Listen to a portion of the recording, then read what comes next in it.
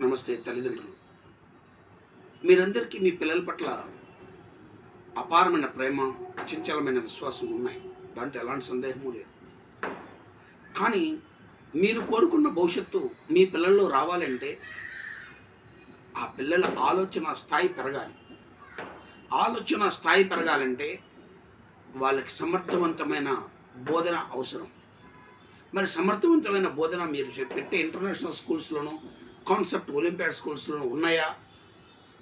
Primary ఎడ్యుకేషన్లోను, upper primary ఎడ్యుకేషన్లోనూ రాని చదువు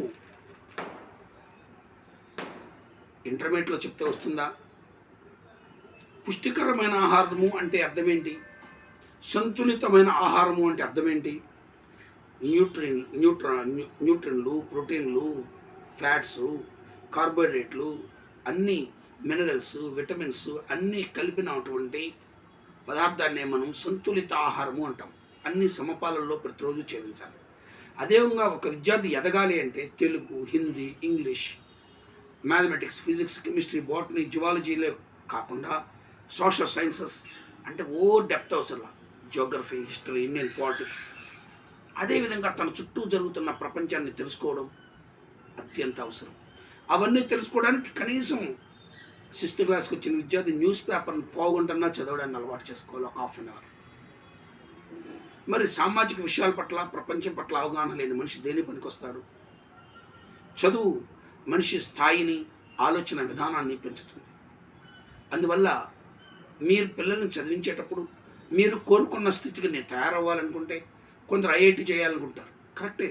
IIT చేపించాలంటే, IIT నేర్చుకోవాలంటే కొన్ని అంశాల పట్ల అవగాహన ఖచ్చితంగా ఉండాలి. ఫిజిక్స్, కెమిస్ట్రీ, మ్యాథ్స్ల మీద కాస్త మినిమం ఒక లెవెల్ నుంచి మరో లెవెల్కి ఉన్నప్పుడే దాన్ని అటెంప్ట్ చేయగలుగుతారు. మరి నీట్ రాసి డాక్టర్ అవ్వాలంటే అన్ని సబ్జెక్టుల మీద వాళ్ళకు కూడా అవగాహన ఉండాలి. మ్యాథ్స్, అదేంటండి నీట్ రాయడానికి మ్యాథ్స్ ఎందుకు? మినిమం మ్యాథమెటిక్స్ రాకపోతే వాళ్ళకి అనలైజింగ్ స్కిల్స్ ఉండవు.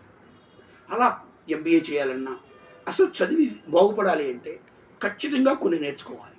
ఆ కొన్ని కాన్సెప్చువల్గా నేను ప్రత్యేకంగా రూపొందించబడినటువంటి ప్రోగ్రాములతో వాళ్ళని టాపర్స్గా తయారవడానికి నా ప్రయోగాలు ఎంతో దోహదపడుతున్నాయని నా పూర్వ విద్యార్థులు నాకు ఇస్తున్న కాన్ఫిడెన్స్ ఉపయోగించుకోండి. పిల్లలకు ఆనందాన్ని. నమస్తే తల్లిదండ్రులు.